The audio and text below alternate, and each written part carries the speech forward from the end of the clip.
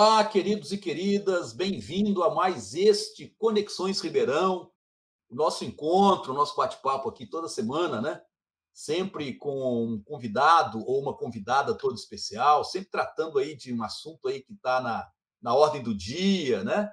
A gente fala aqui de educação, de cultura, de política, de meio ambiente, de movimentos populares, enfim, na verdade, um programa muito opinativo. A gente vai receber aqui hoje o Guilherme Cortez. Ô, Guilherme, bem-vindo, meu querido.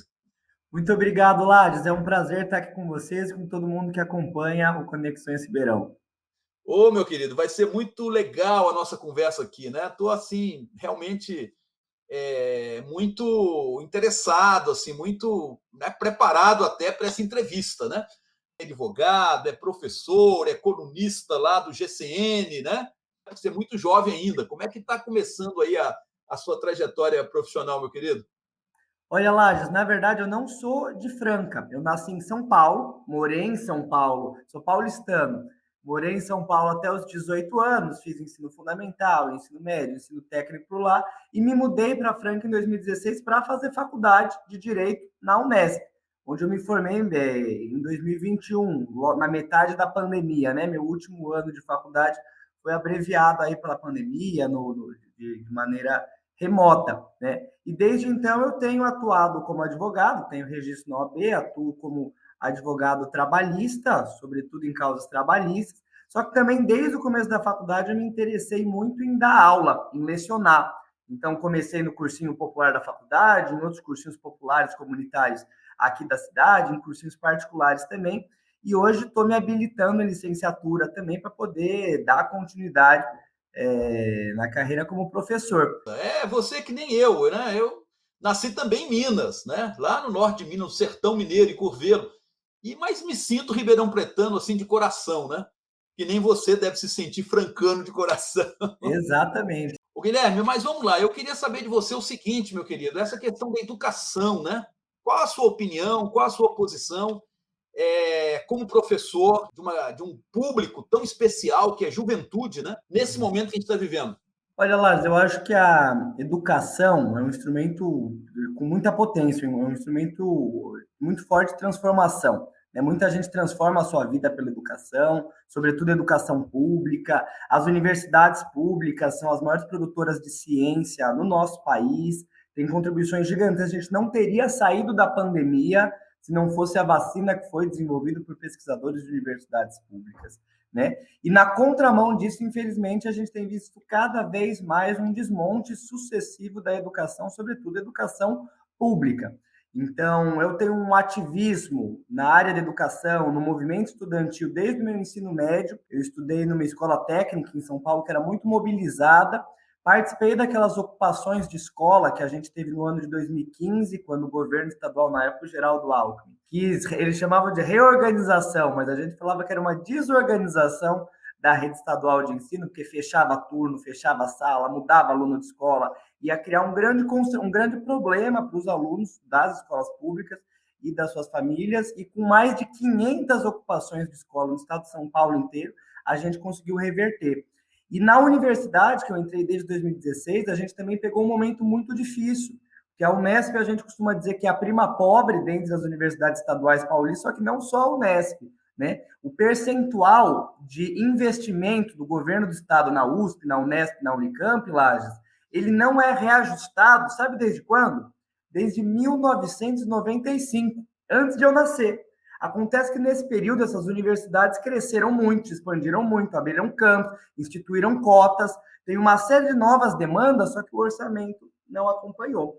Então, eu acho que a gente vive um momento muito difícil para a educação, que eu diria que se expressa de duas formas. Primeiro, um desinvestimento agressivo contra as universidades. Então, um corte em investimentos. A gente lembra que lá em 2019 o governo ameaçou cortar investimento das universidades federais, mas a gente também tem um ataque às universidades, Lars, que eu acho que ele é ideológico.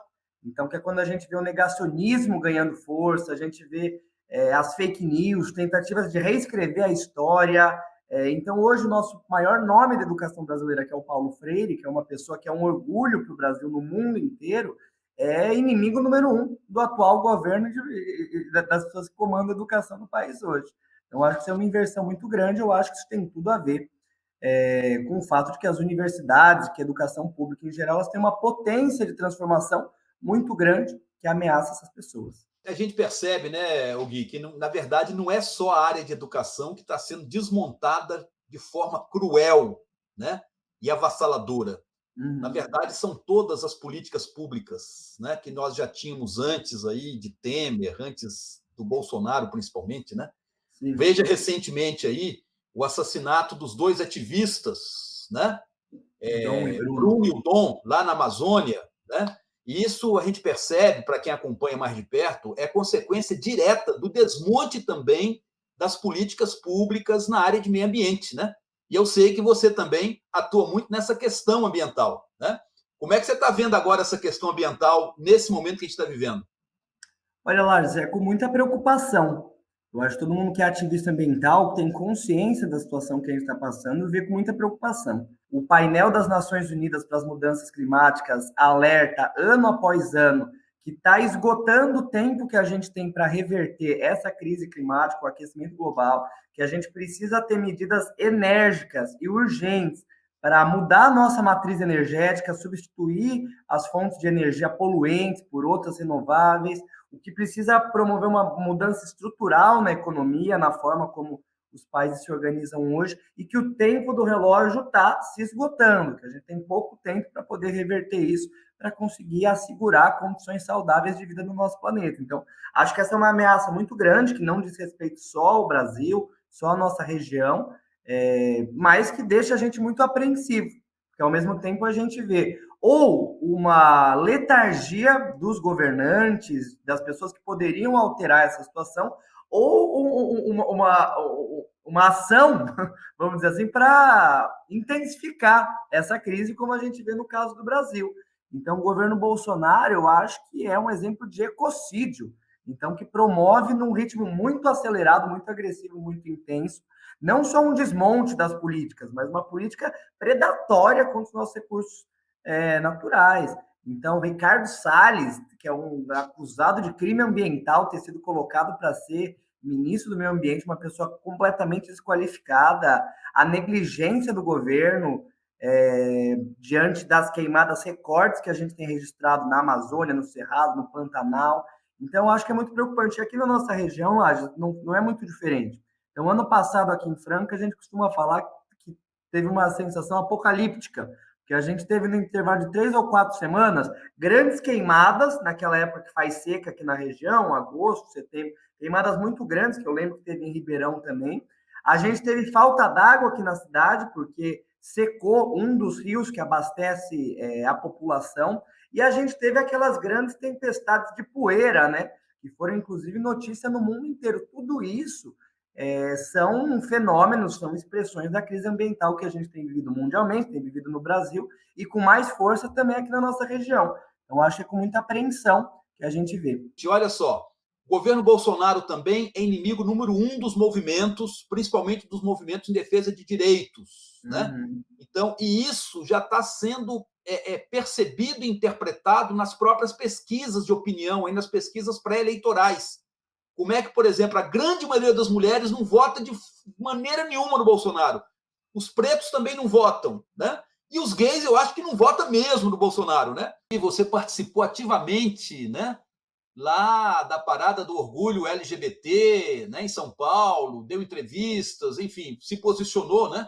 Eu gostaria de que você falasse um pouco sobre esse momento que a gente está vivendo hoje, que é também um momento aí do governo Bolsonaro atacando diariamente os grupos aí, né, esses que sociologicamente eram chamados de minorias, né? Olha, Lages, o movimento LGBT, os movimentos que combatem as opressões, que lutam por direitos, já conhecem o Bolsonaro muito antes dele ser presidente. E a gente já sabia muito antes de 2018 que era impensável colocar um homem como esse para administrar o país. Então, o Bolsonaro, ele alcançou uma projeção midiática criando factoides contra a comunidade LGBT, apostando no discurso de ódio, num discurso falso moralista, num discurso preconceituoso, num discurso de profunda intolerância. Então, toda a carreira como deputado federal do Bolsonaro durante mais de 20 anos é uma carreira nula em produção legislativa e uma carreira que foi toda sustentada por muito tempo como um deputado até caricato, que ninguém levava muito a sério, mas por fazer esse tipo de provocação, esse tipo de baixaria, e infelizmente ele se tornou presidente da República, e a gente já sabia em 2018, mas eu acho que ele conseguiu surpreender negativamente muito a gente já sabia que ele seria uma catástrofe no país. Porque o Bolsonaro é uma pessoa que ela é movida à intolerância, a ódio, a preconceito, que tem uma versão profunda de diversidade, já falou que preferia ter um filho morto do que um filho homossexual, já agrediu mulheres, quilombolas, população negra, uma pessoa absolutamente mal educada, mas não só mal educada, preconceituosa. Então, eu acho que desde 2018 a gente já tinha pesquisas que a maior parte da comunidade LGBT não votou no Bolsonaro em 2018, e eu acho que esse ano a consciência em relação a isso, Lages, lá na Parada do Orgulho LGBT de São Paulo, que lotou a Avenida Paulista, foram 4 milhões de pessoas, depois de 2 anos de pandemia, e que tinha como tinha como seu mote principal, vote com orgulho, enfocando nas eleições, e pelo que eu vi, pelo que eu conversei, é um clima muito grande de rejeição ao Bolsonaro. Eu acho que tem que ser mesmo, porque eu acho que a LGBTfobia, a homofobia, a transfobia, elas não começaram nesse governo. Infelizmente, elas não vão acabar quando o Bolsonaro, se Deus quiser, não for reeleito. Agora, tudo fica muito pior quando a gente tem na presidência da República uma pessoa que é explicitamente, abertamente, entusiasticamente preconceituosa e intolerante. Então, eu acho que esses 4 anos de governo Bolsonaro foram anos terríveis para a comunidade LGBT, de grandes retrocessos, não só no plano federal, mas nos estados também, com muita gente que foi eleita nessa onda também, e que vive de discriminar a nossa população, que vive de atiçar o ódio entre as pessoas, a intolerância, o que é muito negativo. Mas espero que esse ano a gente comece a mudar isso. E a gente começa a mudar isso, entre outras coisas, através da eleição, não é isso? E eu queria estar terminando aqui a nossa conversa hoje falando exatamente aí do próximo pleito aí em outubro, né? Você é pré-candidato a deputado estadual, então acho que você está percebendo que essa polarização, né, que é da política, mas é da sociedade também, eu acho que ela tem um lado bom. Eu acho que muita gente fala mal da polarização, mas eu acho que as pesquisas também, Gui, estão apontando, né, uma tomada de consciência histórica por parte de vários grupos da sociedade, no sentido de que a divisão muitas vezes não é entre candidatos, não é entre partidos, mas é entre setores da sociedade. Eu acho que aí você cumpre um papel muito interessante como candidato, né? E a gente faz toda a torcida aqui para que se eleja, né, meu querido? E aí, como é que você está se sentindo assim como pré-candidato, né, diante dessa conjuntura, Guilherme? Olha, Lars, eu concordo muito com você. Eu acho que tem um aspecto negativo que a gente associa à polarização, que eu acho que não é exatamente a polarização, mas é o clima de violência política que se instaurou no país, que eu não acho que os dois lados da polarização incitam igual. Eu acho que tem um lado que tem como método a violência política. Sim, Não tem claro. como método a agressão, a intimidação, que defende assassinatos e assim por diante. E que é negligente em casos como o do Dom, do Bruno, da Marielle. Então, eu acho que não é uma equivalência. Por outro lado, eu concordo com você. Eu acho que a polarização ela faz bem num aspecto que realmente a gente tem colocado hoje 2 projetos de país que são absolutamente diferentes. Eu não tenho absolutamente uma concordância com aquele lado de lá, que é um lado que é negligente com a educação, com a saúde, com o meio ambiente, que é um lado que incita um preconceito. Então, eu acho que é importante, sim, que as pessoas escolham se elas preferem uma coisa ou outra, se elas preferem um lado que fala de arma ou um lado que fala de livro, um lado que faz pouco caso das vítimas da Covid, é um lado que defende o SUS. Então, acho que é uma polarização que, nesse aspecto, se ela servir para avançar a consciência e debate político das pessoas, é saudável. Agora, sobre a nossa pré-candidatura, Lages, a gente tem um ativismo já há alguns anos aqui em Franca, e na eleição passada, em 2020, a gente teve um resultado muito surpreendente, pelo que a gente projetava, que a gente foi a 4ª candidatura a vereador mais votada da cidade. Franca, que nem as cidades da nossa região, é uma cidade muito conservadora também.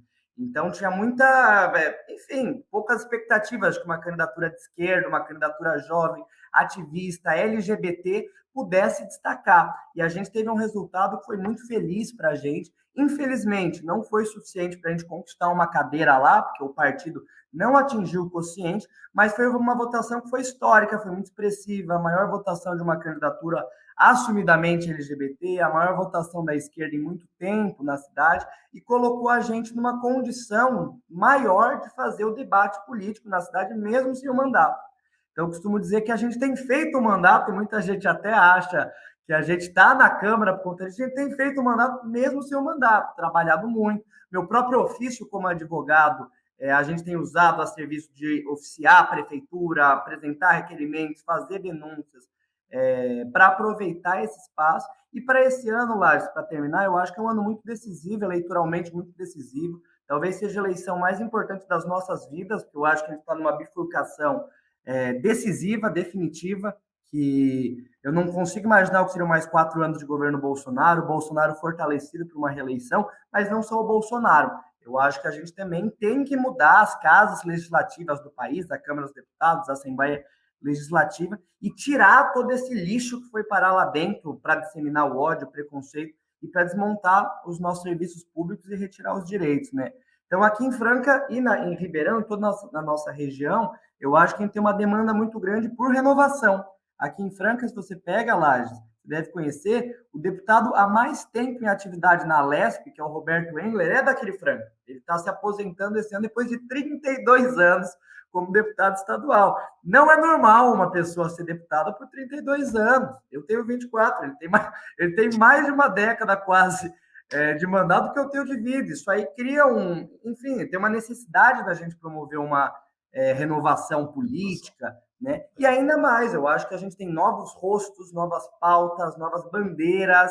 Franca, apesar de ser dito uma cidade conservadora, tem muita gente fazendo luta, se movimentando, tem muita diversidade, muita juventude, muita gente que não se sente mais representado por esse tema político. Então, a gente está entrando aí com muita expectativa também, mas com muita responsabilidade, por entender o momento que a gente está vivendo e a tarefa que a gente tem, nessa expectativa de poder renovar e, pela primeira vez, eleger um mandato de deputado estadual de esquerda aqui para representar a nossa região, mas também para a gente levar mais diversidade, mais juventude, mais bandeiras e mais ativismo lá para a Assembleia Legislativa.